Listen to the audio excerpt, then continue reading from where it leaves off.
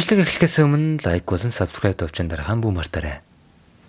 Кайгаку Гямигийн халамжинд тасрамжийн газар амьдарч байсан бөгөөд дураараа гарч явснаас болж чөтгөрт баригдсан өөрийн эмийг бусдын гарaan солихоор шийдсэн гэж Гями хэлдэг. Гэвч үнэндээ хамт амьдардаг хүүхдүүд нь мөнгө хулгайж байгаад баригдангуудаа хөөгөөд явуулчихсан юм байна лээ л дээ. Гэхдээ л энэ хөгийн гар өөрсдөг нь хамгаалж байсан орон цэцгийн хүчийг ундраачихсан. Амиа хоолох гэж шүү дээ. Тэгээд нэг охиноос бусад бүх хүүхдүүд нь алуулсан байдаг юм. Хэдэн жилийн дараа тэр аянгийн хашираа асан жигөр чав орон Зинизүү тэр хоёр нэг ёсны 3 ах дүүс болдог юм. Тэр Зинизүүг энэ хулчгар зангаараа ганч хүрэхгүй гэж боддог бөгөөд түүний хашираа болоход огирохгүй айцантай гэдэг байв. Тэр Зинизүүг багшигаа өвөө гэж дуудахаас жигшдэг байсан бөгөөд хашираагаар заалгах нь маш том нэр төршигдэг байв. Зинизүү янгийн ямсгалын зөвхөн эхний барилыг л эзэмшсэн бөгөөд Кайгаку түүнд туслах нь цагийн гарц гэж бодгооч. Кайгакугийн хувьд тэр бараг бүх барилыг эзэмшсэн ч Сөрөг болох нэгдүгээр барилыг эзэмшээгүй нь түүнийг яг л Зинизүүгийн эсрэг туйлгээд байх шиг. Ямар тач мань хүн Зинизүүд нэлээд дургүй. Ямар сандал хобби дээр нь Зинизүүг дээрлэх гэж бичхэвдэ. Нэг өдөр Кайгаку азгуутаж дээд сарны чөтгөртөд харах бөгөөд тэр нь бүр дээд цар нэг Кокушибо байх юм.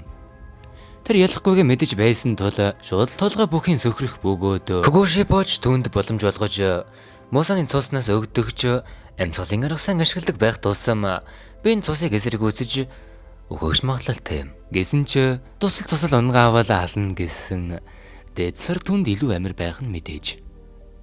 Эцэст нь тэр чөтгөр болох бөгөөд өсвөртөж их барийн шиг содол мөн тасгар нүдтэй болох нь тэр. Тэр өөрийн эсүүдээр сэлмээ сайжруулсан ч нэгдүгээр хэлбэрийг ашиглаж чадахгүй хэвээр л. Түүний чөтгөр болсонд нь багш нь сэбүку хийж өгсөн бөгөөд заншил ясаар хэн нэгэн дотны хүн нь толгойг авах ёстой байдаг ч хинч байгаагүй тул сусаалталд өвдөл дунд нас нөхцсөн юм. Кайгаку Зинизүү хоёр багшигаа орхисноос хойш ангуудаа мөнхийн цайзад таарах бөгөөд Кайгаку түүнийг дөрөмжилсөн орл.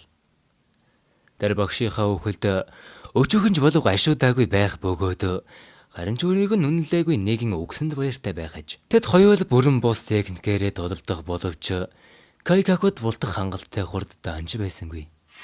Зинизүү аль хэдийн түүний ард гарчээ. Түүний гайхаж байх зур Зинизүү эргэж харан хэтэрхий удаан байна.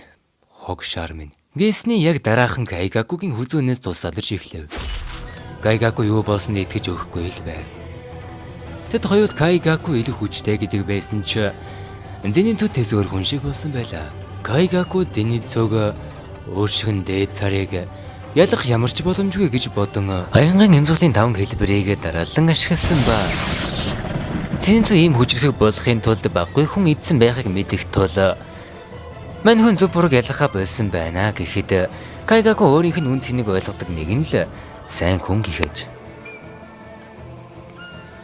Зинизүү зохигдсон агаарт хөөрөхөд Кайгаку асар хүчтэй хараа янгаар нэргэх бөгөөд түүний цусан чөтгөрийн шид магтаас чижиг булчин шалгах хүчтэй байв.